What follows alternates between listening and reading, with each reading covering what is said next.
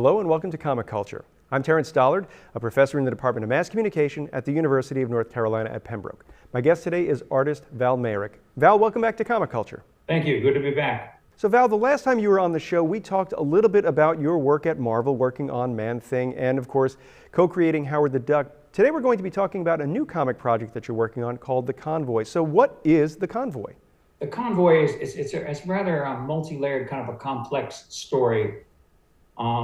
I'm working on it. It's written by a French writer, Val Mayerik, and he lives in Paris. He contacted me a couple of years ago because he was interested in doing a comic book. He loves comics.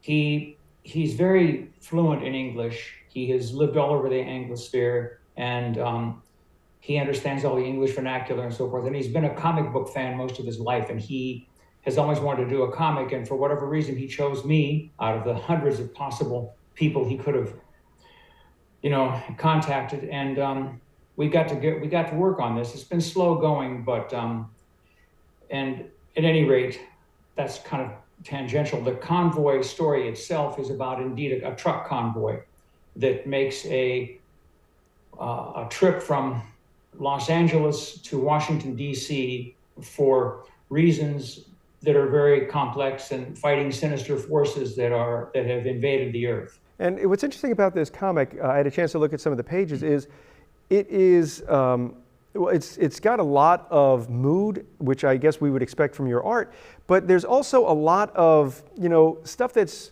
based in real life. So when you're doing something that is, let's say, a semi-truck that's fighting, let's say, some sort of monster, how do you sort of balance the creative side of that illustration with what has to look like a truck?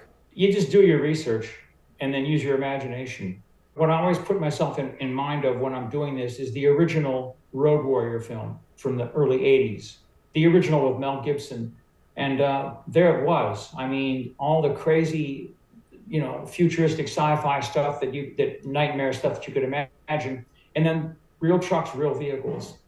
I've spent a lot of time, especially when I was younger, driving around the U.S. I've been to every state in the lower 48. I've not been to Alaska. And I've just seen so many of these vehicles from time to time. And I have an old friend now who is actually a truck driver. He's getting on in years. He's my age, but they need drivers so badly. They're hiring old guys and inexperienced guys. And he has been driving a truck now for 2 years, all across the country. He's stationed in Oregon, but he's been to North Carolina, he's been to the Carolinas, he's been to Ohio, he's been to Jersey. And he sends me pictures, photo reference of all the different trucks he sees in the truck that he drives, especially the interiors, because these guys live in their trucks these days. So that's been interesting. And I guess I don't really think of it so much as, it's difficult to combine genres. I just draw the trucks as they are, and then just, if a monster flies into the truck, so be it, It's interesting. You mentioned traveling to across the country, and I know that travel is good for the soul. But as an artist, you might see something that you don't see if you just stay close to home. So when you're out traveling, are you looking at everything with that artist eye, that curiosity, or are you just kind of just enjoying being on vacation, so to speak? Well, both. I mean, it's hard to turn off my quote artist's eye, but if I see something that I would like to transcribe into a painting later on, I'll take some snapshots of it and do some sketches. When I was younger, when I traveled, I used to do a great many sketches of just things that came to mind or things that I was seeing. Now I don't do that so much because now a lot of my traveling ends up being the result of being invited to a convention. And since I'm doing like 20, 30 sketches a day at a convention, I don't really feel like doing any more of it at night. So yeah, it's funny too, if you go to a convention, I'm assuming most convention venues are about the same. They've got tables, they've got some drapery, and a lot of people standing around. Right. So it's not quite the same as maybe going to the desert in Arizona or something like that. No, right. Now, the thing about The Convoy is that, if I'm not mistaken, it's being offered as a digital comic from a British publisher, and you said that the writer is from France, and you said that another collaborator is in Australia, and you're in Texas. So how does all of this, this is a lot of moving parts, so how do you kind of coordinate everything so that you're able to know what the story is and deliver it in a way that is going to be appropriate for a digital audience? The main brain behind this is Val Mayerik, the guy in Paris, and it's his concept, and he pretty much just describes what he would like to see to me. And then with Jeremy, the writer in Australia, I think he brought Jeremy on board just to write dialogue and to work out little dramatic scenes, because that's apparently Jeremy's strong suit. And although he's known for writing thrillers and suspense novels. Mayerik, he's the editor-in-chief and the head writer, basically. And it's his concepts that are being realized in this story. And yeah, it is going to be a digital comic on Aces Weekly, put up by David Lloyd of V for Vendetta fame. And you just go to there, and when at least the first chapter is complete, we'll send all that to David. He'll post all that, and then you log on and then just decide if how many comics you want to watch and for how long. I was looking at some of the pages that you sent over, and I was looking at the promo video for the Convoy, and it showed you at the drawing board working. So it looked like you were working on the traditional 10 by 15 page, but it seems maybe for the digital presentation, maybe that's going to be changed a little bit. So how do you sort of prepare for a switch in the physical way that you're doing the art for a new medium like a digital comic that might be read on a smaller screen and people can zoom in on? Well, the major difference is it's not portrait format, which like a regular comic book is, or it's landscape, meaning it's horizontal as opposed to digital. So I began working on that format quite a few years ago, about 15 years ago, with a now deceased writer, James Hudnall. We did a comic strip there called Blue Cat. I found that particular format to be really liberating. I was able to just really, the storytelling process for me was much less arduous. Working that out in that, working in that format for me was very easy. So it really wasn't an adjustment. It was almost just like, wow, finally I can draw comics the way. And I'm not sure why that is. Maybe it's because, I grew up reading the Sunday funnies, as a kid, and the old Prince Valiant and the Little Abner and all those comic book, those Sunday comic strips were pretty much more in the horizontal format.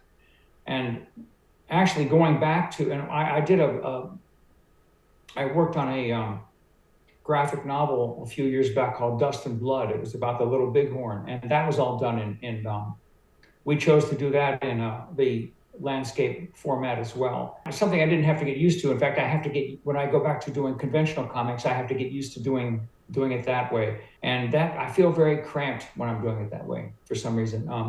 Just doesn't work for me as well. Really, it wasn't an adjustment that was unwelcome. It's interesting because, I've seen people talk about how people watching videos on their phones is sort of changing the visual language of television and film, because a wide shot might not work the same way on a landscaped phone as it would obviously on a TV screen or on a motion picture screen. So are you finding that it's tougher for you on this landscape to maybe have a close-up because it might not balance as well because you are in that sort of horizontal plane? No, I'm not encountering any sort of obstacle like that. I just lay the page out the way I would like to. Also keep in mind that the viewer, depending on what device they're viewing it on, they're going to zoom in on certain panels, to see, just to see more detail, or to see, some of them are just literally curious as to see the ink line, and look at how much, what kind of effort was put into each panel based on the inking technique and the coloring technique and so forth. So they'll be all over the page basically, and they can pretty much, they'll be able to do pretty much whatever they want with the page. So I just tell the story the way I feel comfortable doing it. You say that people can zoom in and look at your technique. Are you ever tempted to look at something and think, gosh, if I were maybe working digitally, I could zoom in and I could smooth out that line, or that where the brush kind of breaks down and we see a little bit of it's not as clean as it looks when it's a little further away. Are you ever tempted to maybe, because it's for a digital audience, maybe lean into the digital tools a little? I do that a little bit, as I was saying before, when you were setting up things in the studio and we were just casually talking. I will, before I send the art to Eric and Mayerik in Paris, of course I scan it. And I scan it at a very high res because David Lloyd requires that. And I will examine the scans, and then if I see little flaws that I think I can improve, because I'm doing ink washes, and there's no color per se, but I'm doing a lot of gray tones and ink washes. And if I see some of that area that looks a little rough, just didn't work out so well, I'll go in with Photoshop and fix that up. But that's the furthest extent that I go, because I'm not very well versed in digital illustration, so I don't want to screw it up either. So, but yeah, I do use the technology with my limited knowledge, and if I feel it's necessary. Now, you're mentioning that you do ink washes, so it's really not that easy. It looks like, because you might be working in a grayscale, that it's simpler than color, but when you're doing that, you're sort of imparting depth, you're imparting light and shadow. So when you're planning out the page, are you thinking about where that light source is and then kind of moving your camera around to make sure that the lighting's consistent? Or is it something that, because you've been doing this so long, it's sort of natural to you that you would kind of put it in the right spot? Yeah, kind of the latter. I determine a lot of the lights and darks with black and white. I'd like to think that this comic would stand on its own without the tones. I use black shadows and so forth, as much as I would in any book, or actually I like to think of it like I'm working on a black and white comic, like I was working with Eerie and Creepy. And that stuff, it allows itself to be colored if it need be, but it stands on its own in black and white. It's interesting because when I'm looking at the artwork, what I'm noticing is that you mentioned your older work at Eerie and Creepy. You are one of those artists that seems to just hit another gear as you do more art.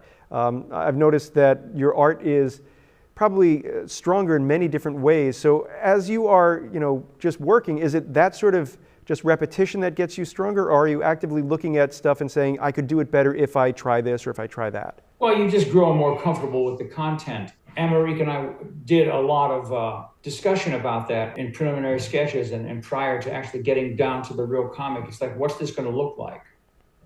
It's an odd story.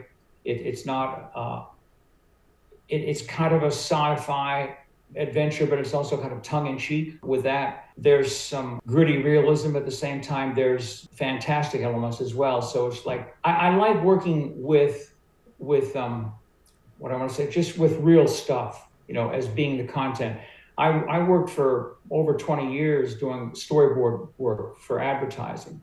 And storyboard work is kind of like comic book work, but not, because storyboard work is not meant to be a finished work. It's a step, in creating a commercial or a film.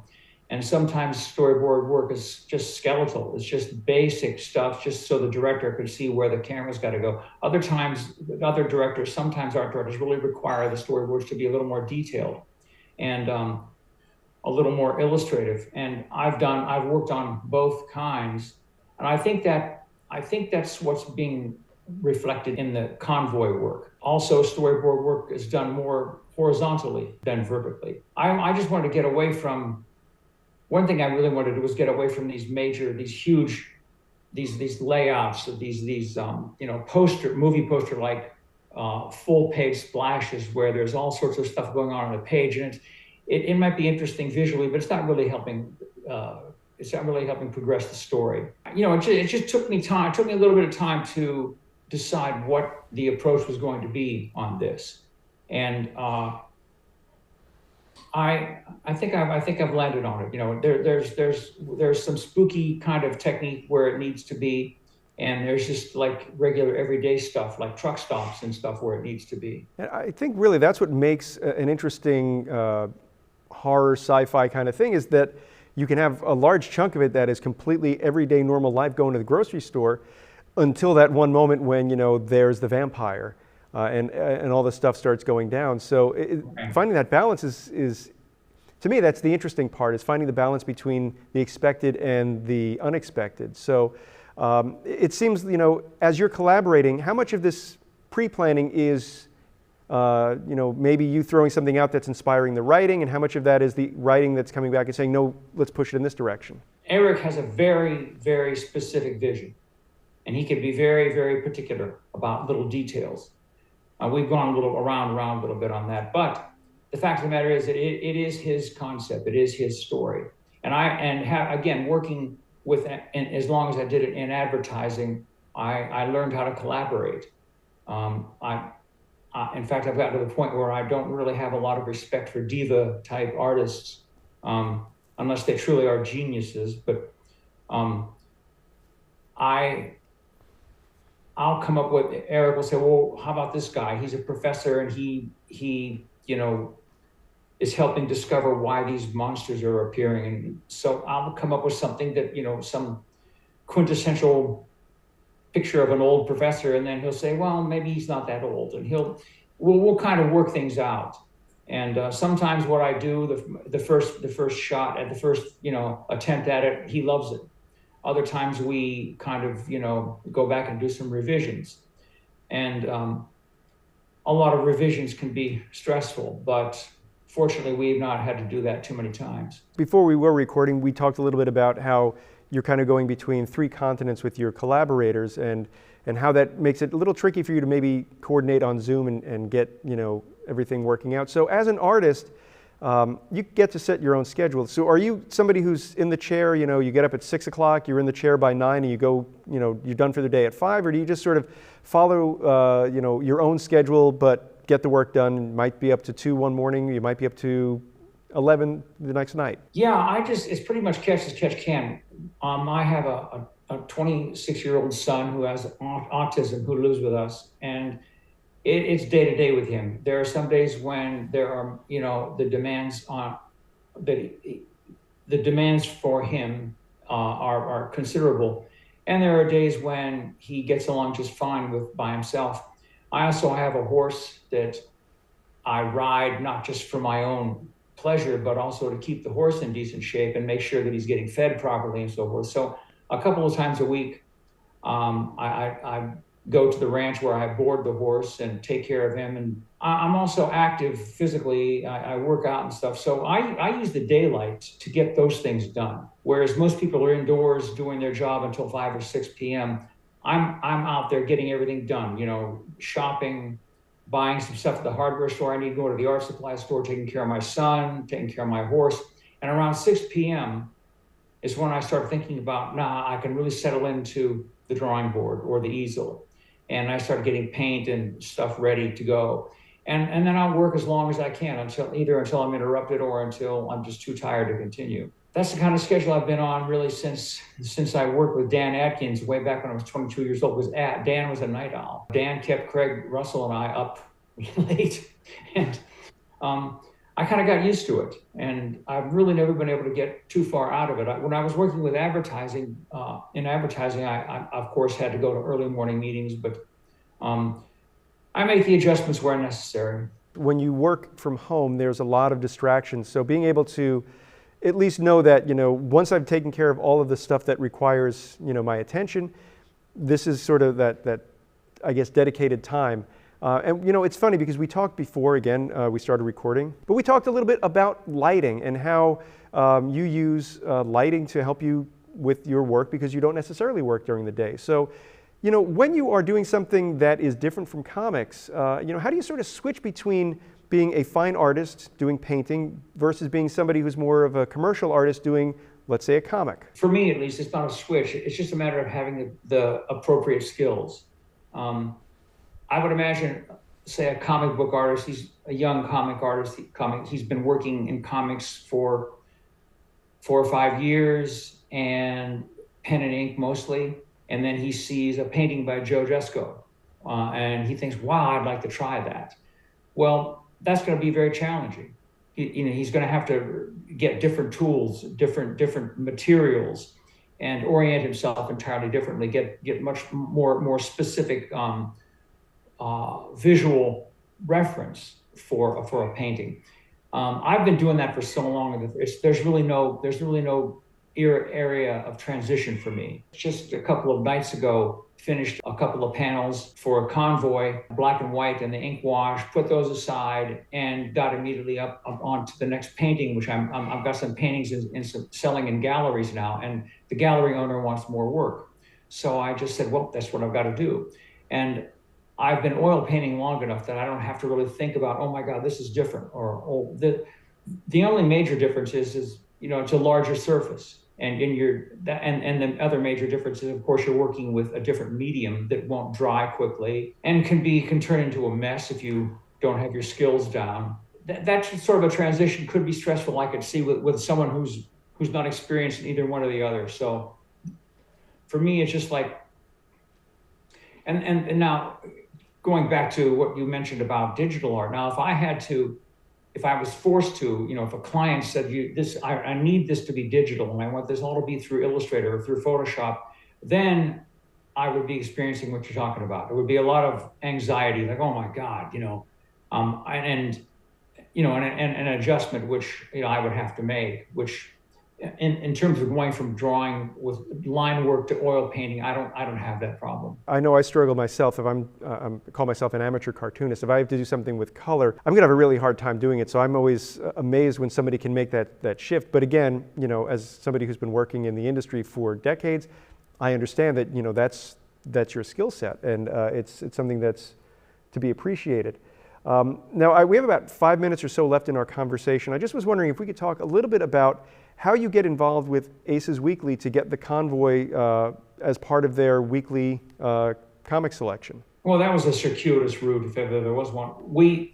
From the time that Eric his French name is Mayerik, that's what he told me, but he anglicized it to Eric. So I'll interchange those names sometimes. But when Eric and I first began talking, it was how are we going to finance this? He did not have any extra money put aside to pay me.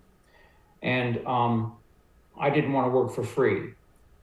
So we talked about crowdfunding. We talked about crowdfunding for quite some time. We went through a lot of different, Eric especially did a lot of research regarding different approaches to crowdfunding. And after much consideration and quite a bit of time, we decided that wasn't the way to go, because my name was the only known name among the three people that were involved. And it was also kind of an odd story. Is it a science fiction story? Is it a fantasy? Is it just an adventure?